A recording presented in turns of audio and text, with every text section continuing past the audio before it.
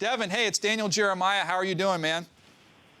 I'm good. How are you doing today? I'm doing just great. How is the off season going for you so far? Is this I know it's your favorite time of the year, right?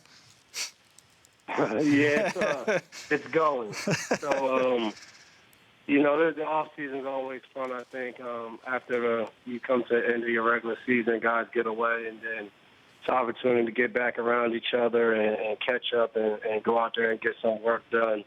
But it's just a different time. No pads. It's passing game more. So we get some work in, but it's not fully football yet.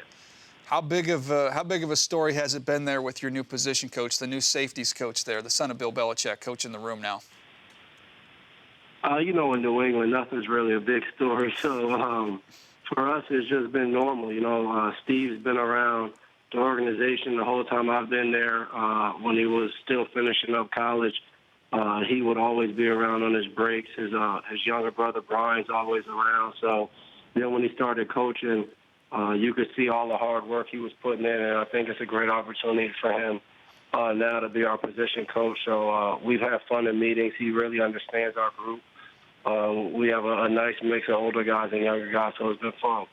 You talk about that mix. You've really taken on a leadership role with this football team, according to my buddies that I talked to there in the organization. What can this defense become with all that talent now? You guys have guys at all three levels, dynamic, a lot of speed on this Patriots defense. I didn't think that used to be the case back in the day, but you've got a lot of athletes in your starting 11 here.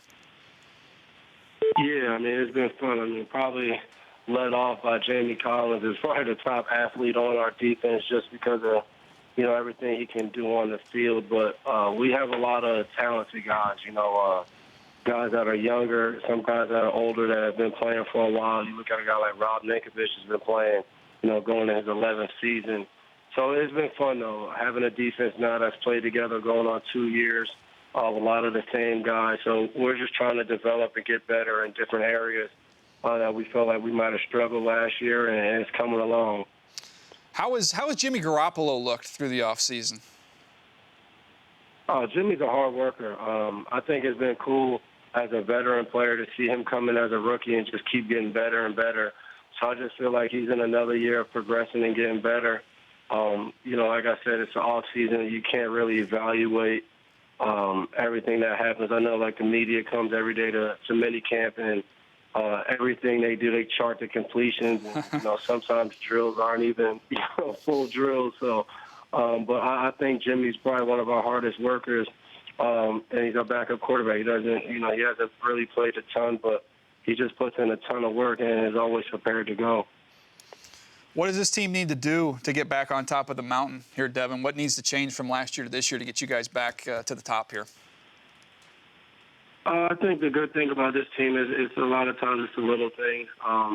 You look at the game last year against Denver. We lost by 2 points from being, in a back-to-back Super Bowl. So it's not much. It's us just paying attention and, making a couple more plays in a game, offense, defensively, and in special teams. So I don't think it's something that we got to, go soul searching and trying to figure out. But for right now, I think it's very important. We just keep trying to get better and putting in the work now just to try to have the opportunity to get back to where we left off last year.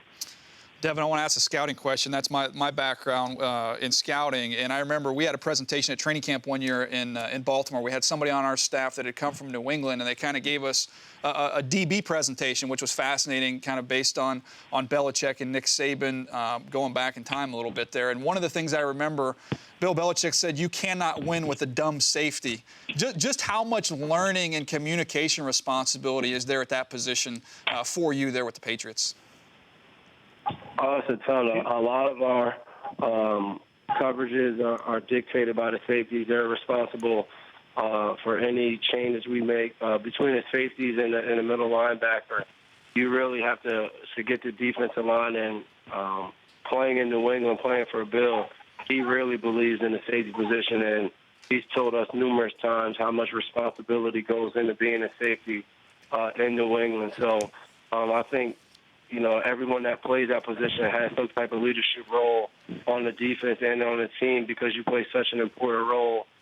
Bill always calls it, the quarterback of the defense between the safety and the linebacker. So when you take those two positions and then you add the quarterback position on the center as the quarterback of the offense. So, you have to have some type of leadership role, and guys have to know how serious you take your position and trying to make the team right 100% of the time. I think you have to be a leader. Yeah, I agree with you. Look, that's something.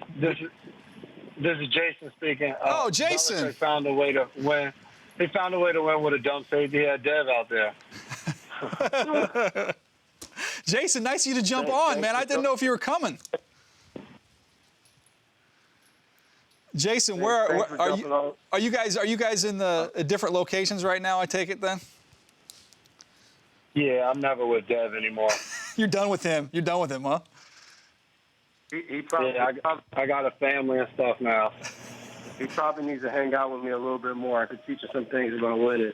Hey, Jason, I'm glad you jumped on here. In between taking shots at your brother, I want to get your opinion real quick on your big new running back you got to see in practice. I know his off-season stuff, so unless you're doing something illegal, Baltimore, you're not going to have any contact there. But what's your early impression there on your big rookie, that big running back, Derrick Henry? Yeah, he's a specimen. I mean, from the first day he got there, he's about 6'3", almost 250. So as soon as he walks in, I mean, he looks like a tight end or defensive end. And you figure out that that's that running back from Alabama you've been seeing playing on Saturdays. And he's looked really good. He can run. He's caught the ball really well out of the backfield. But like you started with, other than those things, you can't really get a great idea of what his true strengths are with his power and his ability to run over top of people. So by the time training camp comes around in those preseason games, we'll really get to see what he's like, and also now adding DeMarco Murray. So we get to see what those two new running backs are like and how they're going to help us this year. Yeah, look, there's a massive turnover here on the roster. A lot of draft picks, a lot of young players in there to come in and help your Titans. Jason, I wish I had more time with you on here. Both of you guys, though, doing some real cool stuff here. Why don't you tell us about what you got going on trying to tackle sickle cell here?